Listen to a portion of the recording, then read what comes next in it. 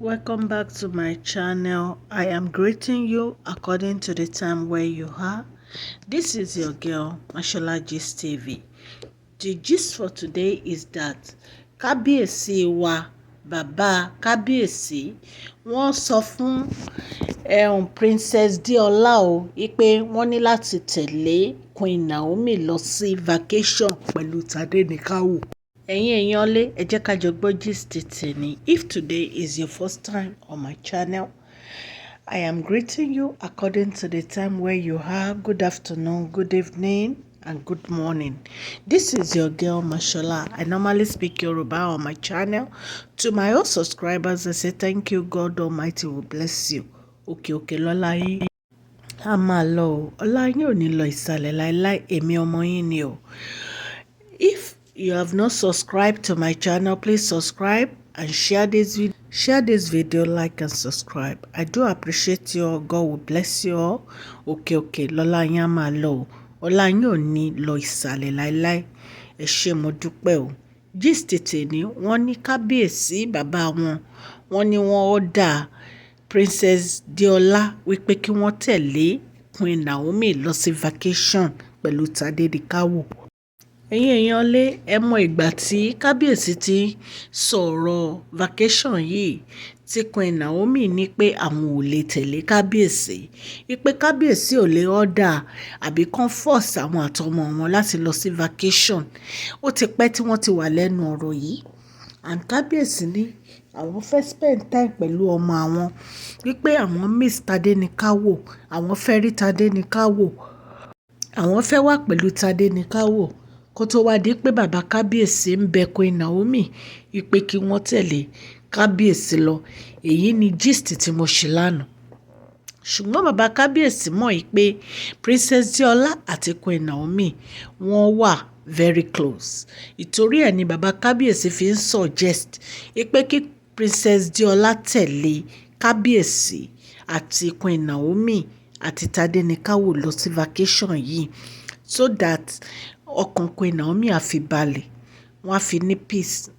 Ẹ̀yin èèyàn lé, gist tèmi tá a mú wá ta ní ká wá fi tó yín létí ni. Ẹ̀yin èèyàn lé, ẹ dẹ̀ mọ̀ pé kábíyèsí ní right lórí ọmọ wọn. Wọ́n ní right lórí ọmọ wọn because kò sí ibi tí a lè gbé ọ̀rọ̀ yìí lọ. Wọ́n máa ní pé kí wọ́n máa rí ọmọ wọn náà. So ìtorí ẹ̀ ni bàbá kábíyèsí fi ń gbé ìgbésẹ̀ yìí, so that kò ní sí wàhálà, so that kò ní sí ẹjọ́. Ṣé ẹ mọ̀, gbogbo ọ̀rọ̀ yìí ó ti ń pẹ́ jù, ẹjọ́ ti pọ̀ jù lórí ọ̀rọ̀ yìí. Ìtorí ẹ̀ ni bàbá kábíyèsí gan ni wọ́n fi ń bẹ màmá wa Queen Naomi, mọ́mì Queen wa, wípé kí wọ́n tẹ̀lé kábíyèsí. Ṣùgbọ́n ìgbà tí bàbá kábíyèsí rí pé ọ̀rọ̀ yìí ò tí ì lójútùú, ìtorí ẹ̀ ni wọ́n fi suggest pé kí Princess Adeola kí wọ́n tẹ̀lé Queen Naomi lọ àti kábíyèsí. Ṣé mọ̀ pé ó ti pẹ́ tí kábíyèsí ti ń sọ pé àwọn fẹ́ kí Queen Naomi padà wá sí palace. Àwọn fẹ́ rí ọmọ àwọn miss ọmọ àwọn. Kábíyèsí dẹ̀ ti ń gbé ìgbésẹ̀ yìí pẹ̀lú Dr. Elizabeth, tí wọ́n ń ṣe oríṣiríṣi nǹkan láti jẹ́ kí ọ̀rọ̀ yìí yanjú. Mo tiẹ̀ appreciate Dr. Elizabeth because wọ́n ṣe gudugudu méje yàyà mẹ́fà. Ẹ̀yin náà dẹ̀ mọ̀ pé bàbá kábíyèsí náà ṣe gudugudu méje lórí ọ̀rọ̀ yìí, tí ò bá ń ṣe gbogbo nǹkan tí àwọn olórí yìí ṣe, tó yẹ pé wọ́n lọ sọ iná sí inú ilé chalet tí kábíyèsí ti pèsè fún wọn pé wọ́n máa kó lọ. Ọ̀rọ̀ yìí ò bá ti níyanjú. Ṣùgbọ́n right now kábíyèsí wọ́n miss Tadenikawo, wọ́n miss Queen Naomi. Kábíyèsí dé àwọn fẹ́ spend time pẹ̀lú ọmọ àwọn fẹ́ rí ọmọ àwọn. Lóòótọ́ ẹ̀yin èèyàn, ẹ mọ̀ yìí pé kábíyèsí miss Queen Naomi ni. Ṣùgbọ́n Queen Naomi ń bínú right now, wọ́n ń bínú sí gbogbo nǹkan tó ti ṣẹlẹ̀. So kábíyèsí, ẹ máa ní láti fún Queen Naomi ní time. Ẹ máa ní láti fún wọn ní time. Ṣùgbọ́n èyí ò dí Tadenikawo lọ́wọ́ láti tẹ̀lé yín àti Princess Adeola lọ sí vacation tí ẹ fẹ́ lọ.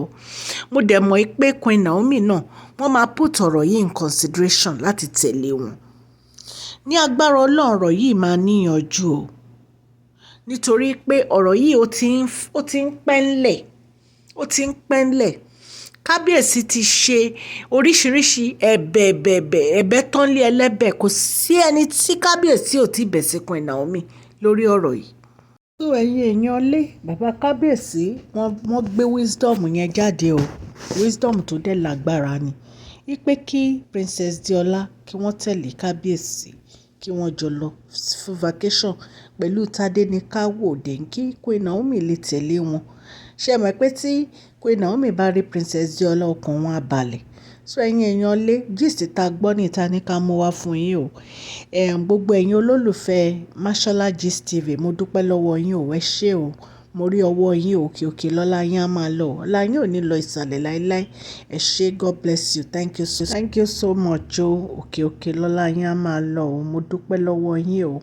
Please share this video, like and subscribe. God bless you all.